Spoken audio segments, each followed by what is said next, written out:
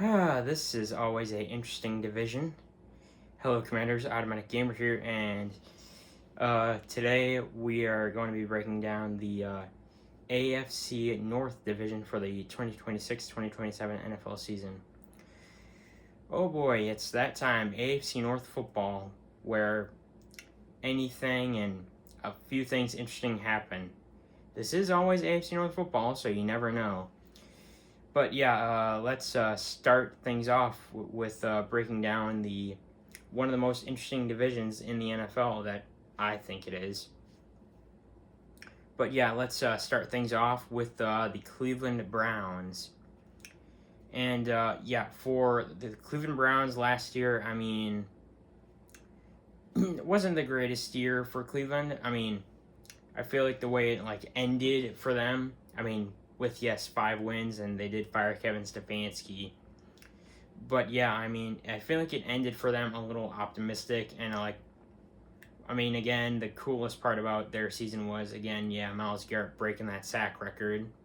I think that was the best part of their season. But yeah, with the 5 wins, Myles Garrett breaking the sack record, then they fire Kevin Stefanski, and then Todd Monken takes over as head coach, which isn't too bad, but also, I mean, still the one thing I don't get, and I'm certain a lot of other fans don't get, including maybe other Browns fans, is how the hell is Shedeur Sanders in the Pro Bowl already? Only played a limited amount of snaps, and he's in the Pro Bowl. That's still one thing I don't fully understand. I think it's something that had to do with his father. Like, he made him get into the Pro Bowl, which is interesting, I'm gonna say, for an NFL player, just to make a storyline out of that, I guess. So I mean, for the Browns, I don't want to say it's an optimistic way for them to end the season for last year, heading into this season for this year with that 5 wins that they had, with beating the Steelers and beating the Bengals to end off the year. But yeah, I mean, the Browns, obviously, because the biggest, they're still trying to figure out their quarterback situation, and I mean, they got a lot of quarterbacks. I mean, who even knows if Deshaun Watson is even going to play for Cleveland again? But I mean, on top of him, they still got Dylan Gabriel and Shedeur Sanders, like I mentioned, but they drafted another quarterback in the NFL draft, which, honestly, I'm not surprised. It's the most Cleveland Browns thing ever to do that. And I mean, drafting another quarterback, but also I'm certain Shedeur Sanders is going to get the starting for the year. But yeah, they drafted another quarterback because, not surprised, in Talon Green. I think that's how you say his name, for them drafting a quarterback. But they also drafted some offensive tackles, wide receivers, safety, another offensive tackle, a center, a linebacker, tight end, and another tight end, on top of them drafting a quarterback.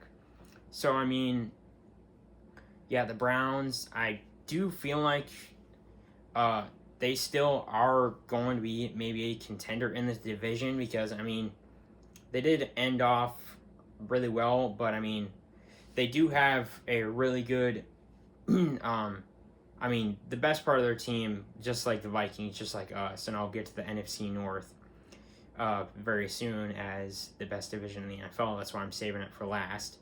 But just like us, the best part of the Cleveland Browns team is obviously the defense.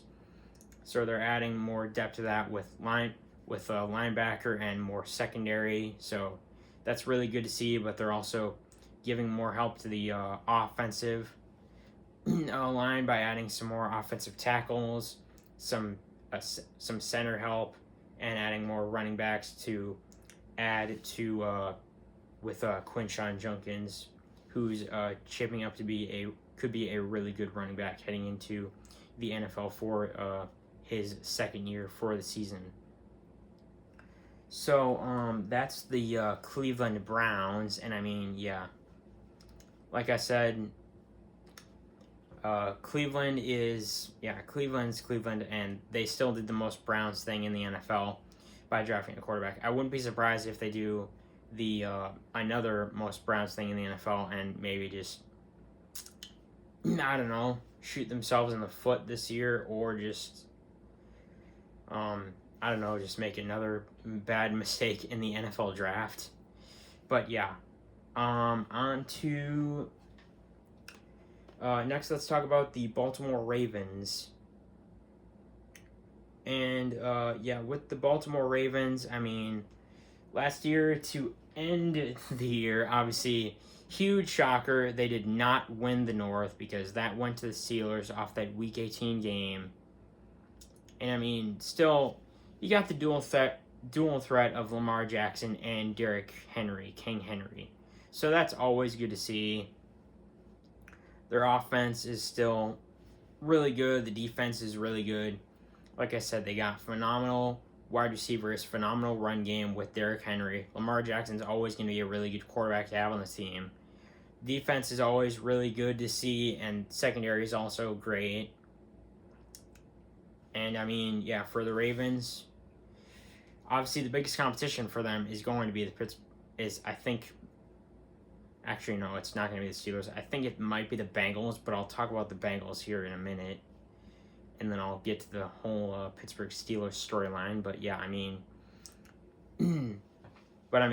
Ravens, obviously, they lost to the Steelers last year, and they did fire John Harbaugh. And then they got Jesse Minter as newest head coach, just like with the Browns, firing Kevin Stefanski. They got Todd Monken.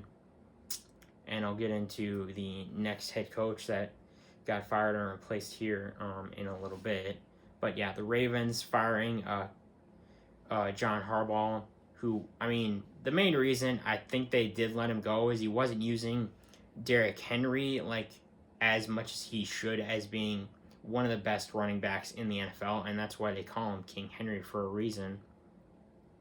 But yeah, I do think with this change in head coach, change in coaching staff and a regime, I do think Jesse Minter will lean in more to the run and utilize Derrick Henry for what he is best at in the NFL. So that's definitely, I think, a really good move. I mean, as long as they use Derrick Henry, it will pan out really well. But yeah, along with hiring him, the Ravens also did address a couple things in the draft. And yeah, could their offense and defense be better? 100%. And that's what they did in the NFL draft by drafting an offensive guard in the first round, and then an edge rusher, and then 2 wide receivers, and then 2 tight ends, and also a cornerback to shore up the secondary, and then another running back to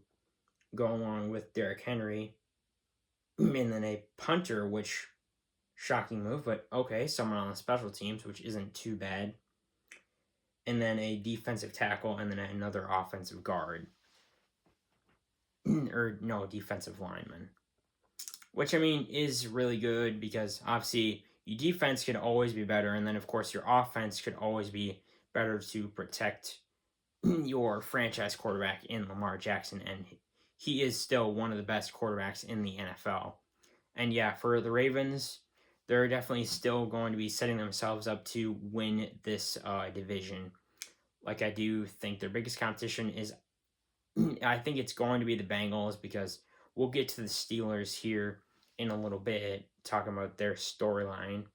But yeah, I do think with the new head coach and everything else that they've added with Lamar Jackson and Derrick Henry, I think the Ravens will set themselves up to win this division and take it back from Pittsburgh, what happened last year. So Ravens most likely going to win the division.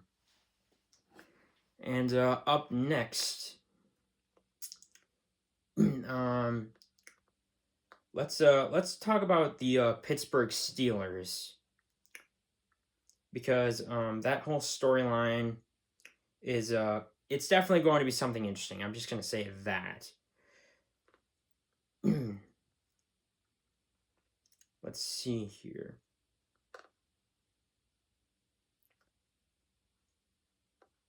And yeah, for the Steelers, I don't think they're going to be that good this year, to be honest, though. And I know Aaron Rodgers did come back for another year, but I mean, I don't think that they're going to be good. And not only because the reunion between Aaron Rodgers and Mike McCarthy after Mike Tomlin did get fired, but I mean, does that mean bye bye to the winning record if they hired Mike McCarthy? And I do think, why'd you do that, Steelers? Like, why'd you do that? Like, that's a ridiculous move, and that's not really a boost even or an upgrade at the head coach. That's basically a similar but different head coach because, well, who knows if you're even going to get that winning record that Mike Tomlin would always give you, even if it's a always first round exit into after you get into the postseason. Because what Mike Tomlin always did was take a team who didn't have a franchise quarterback who and took all the pieces that the team had, put it all together, was able to drag them to a winning record of maybe 9-8 and somehow pull off enough BS magic and put them into the postseason, into the playoffs. And still, there would always be a first round exit. But I mean, that was the Steelers. But I mean, now with Mike Tomlin coming in now as head coach, or with Mike Tomlin gone and now Mike McCarthy coming in to replace him at head coach, do I think that will happen again this year? Most likely no, even with the Aaron Rodgers, Mike McCarthy reunification. Who knows what's going to happen with this storyline? And I know the Steelers do have guys like on the offense, like a still good offensive line to protect Aaron Rodgers. I know they still got guys like DK Metcalf, TJ Watt, and still guys like Jalen Ramsey on the corner for the secondary. But I mean, yeah, for the Steelers, I don't see them at all going to the postseason at all for the season.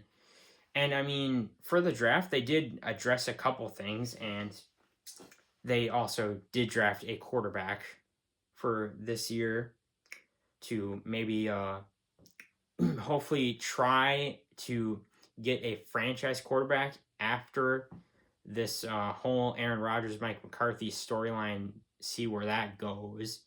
Do I think it's going to go anywhere? Definitely not, because it's the Steelers. But yeah, they did draft a offensive tackle, a wide receiver, a quarterback in Drew LR, and a cornerback, a offensive guard, another wide receiver, a tight end, a defensive edge, a safety, and a running back. So that's kind of a pretty good draft. Adding to the offense, adding a little bit to the defense for a defensive tackle, defensive edge, adding some wide receiver weapons, adding another quarterback to see if he's going to gradually replace Aaron Rodgers, which I'm certain he would. Do I think it's going to take a while for the Steelers to put all this together and actually be a good team in the NFL? Yes, it's definitely going to take maybe a couple, like 2 or 3 years for them to put all this together. But yeah, the Steelers, I don't think they're going to be going to a 9-8 Super Bowl. So Steelers, you're going to have a huge decline for this year.